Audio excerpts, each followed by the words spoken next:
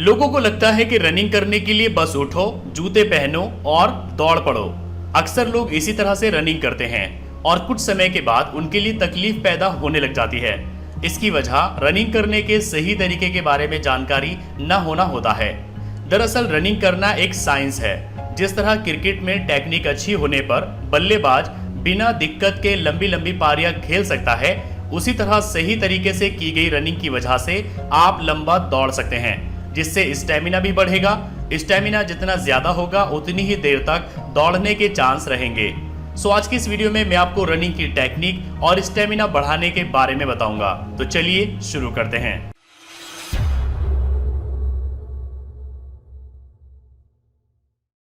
पहले हम बात करते हैं रनिंग करने का सही तरीका क्या है। नंबर फर्स्ट, सिर की पोजीशन। कुछ लोग होते हैं जो कि रनिंग करते हुए कभी नीचे देखते हैं, कभी ऊपर, तो कभी दाएं बाएं नजर घुमाते रहते हैं। ये रनिंग करने का बिल्कुल ही गलत तरीका है। रनिंग करते समय हमारा सिर एकदम सामने की तरफ होना चाहिए। अगर सिर नीचे या ऊपर की तरफ झुका रहेगा तो गर्दन की मांसपेशियों में खिंचाव आ सकता है। आप गर्दन को ऊपर नीचे करके इसे आजमा सकते हैं, जिससे आपकी समझ में आ जाएगा कि मैं क्या कहना चाहता हूँ। भागते वक्त न तो ज्यादा आगे की तरफ झुके और न ही पीछे की तरफ। कोशिश करिए कि आपका शरीर रनिंग के वक्त थोड़ा सा आगे की ओर झुका रहे। नंबर सेकेंड, हाथों की पोजीशन। रनिंग में हाथों की मूवमेंट का बहुत बड़ा योगदान होता है। हाथ अगर सही पोजीशन में रहे तो एक सही टेक्निक की वजह से आपकी स्पीड में काफी इजाफा हो सकता है। दौड़ते समय अपने हाथों को कंधे से 90 डिग्री के कोण यानी एंगल पर रखें। जब आप भाग रहे हो तो ध्यान दीजिए कि हाथ आगे पीछे जाते वक्त आपकी पसलियों और कोहनी के बीच में ज्यादा गैप ना बने। हाथों को ऐसी मूवमेंट में ना रखें कि दायां हाथ बाएं हाथ की तरफ जा रहा हो। भागते वक्त अपनी दोनों हथेलियां या मुट्ठी कुल्हे से ठोड़ी तक आती जाती रहे। इससे आपको मोमेंटम मिलेगा और स्पीड बढ़ेगी। नंबर थर्ड, पैरों की लैंडिंग। ये रनिंग करने का सबसे अहम पहलू माना जा सकता है। ज्यादातर लोगों का रनिंग को लेकर सवाल होता है कि पैर लैंड कराते वक्त पंजों के बल लैंडिंग होनी चाहिए या फिर हील के बल। अक्सर लोग रनिंग करते वक्त पहले हील को जमीन से छूते हैं और फिर उनके पंजे नीचे आते हैं। ये बिल्कुल ही गलत है। हील जमीन पर पहले छूने की वजह से शरीर का सारा भार टखनों के जरिए होता हुआ घुटनों तक आएगा। अगर हम लंबे समय तक इसी तरह से रनिंग करते रहे तो घुटनों में परेशानी आ सकती है। ऐसा ही पंजों की सबसे पहले लैंडिंग कराने पर हो सकता है। इसलिए आप ये कोशिश करिए कि आपका पैर एकदम सीधा जमीन पर लैंड हो। इसकी वजह से शरीर के सभी हिस्सों पर बराबर दबाव पड़ेगा और कोई परेशानी नहीं आएगी।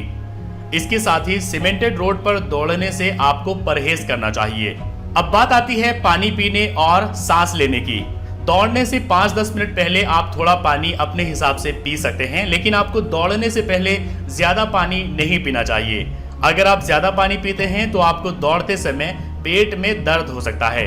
इसके साथ ही आप दिन भर भरपूर पानी पीजिए, क्योंकि दौड़ते समय शरीर में काफी सारा पानी पसीने के रूप में बह जाता है। रही बात सांस लेने की, तो कई लोग पूछते हैं कि क्या दौड़ते समय मुंह से सांस लेना चाहिए या नहीं। तो मैं आपको बता दूं कि दौड़ते समय कभी भी मुंह से सांस नहीं लेना चाहिए। दौड़ते समय आपको लंबी और गहरी सांस लेनी चाहिए। इससे आप जल्दी नहीं थकेंगे और आप लंबी दूरी तक तेज दौड़ पाएंगे और इससे आपका स्टेमिना भी बढ़ेगा। चलिए हम बात करते हैं रनिंग स्टेमिना बढ़ाने के बारे में। नंबर फर्स्ट, कंटिन्यूटी रखें। कोई भी चीज 2-4 दिनों तक करने से एकदम परफेक्ट नहीं हो जाती। किसी भी चीज में परफेक्शन हासिल करने के लिए उसे लंबे समय तक करना पड़ता है। यही बात रनिंग पर भी लागू होती है। अगर आप स्पीड स्टेमिना बढ़ाना चाहते हैं तो हफ्ते में कम से कम 5 दिन रनिंग जरूर करिए। इस वजह से शरीर की सभी मसल्स एक्टिव रहेगी। रोजाना रनिंग करने से पहले थोड़ी सी स्ट्रेचिंग करिए, ताकि भागने से पहले शरीर की सोई हुई मांसपेशियां पूरी तरह से खुल जाए। नंबर सेकेंड, हर दिन कुछ एक्स्ट्रा दौड़िए। मान लीजिए कि आप आज से ही रनिंग स्टार्ट कर रहे हैं, तो पहले करीब हफ्ते 10 दिन आप नॉर्मल दूरी को तय करिए, लेकिन जैसे जैसे आपका शरीर खुलता जाएगा रोजाना रनिंग में थोड़ा समय आप बढ़ाते जाइए। अगर आप शुरुआत में 10 मिनट रनिंग करते हैं तो आप कोशिश करिए कि हर दिन के साथ 1-8 मिनट का इजाफा करते रहिए। इससे यकीनन आपका स्टेमिना बढ़ेगा। नंबर थर्ड, पैदल चले। वॉक करने से भी स्टेमिना बढ़ाया जा सकता है। आपने लोगों को पार्कों में घूमते और टहलते देखा होगा। ज्यादातर लोग एक ही रफ्तार से चलते रहते हैं, लेकिन इससे शरीर को ज्यादा फायदा नहीं होता है। अगर शरीर पर इफेक्ट और स्टेमिना बढ़ते हुए देखना चाहते हैं तो हर चक्कर के साथ आप स्पीड को बढ़ाइए।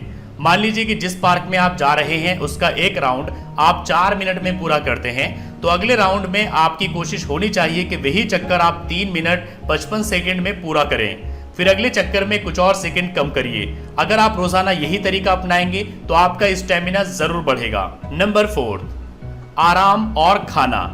हफ्ते के 7 दिन रनिंग करना ठीक नहीं होता। शरीर को रिकवर होने के लिए समय देना चाहिए।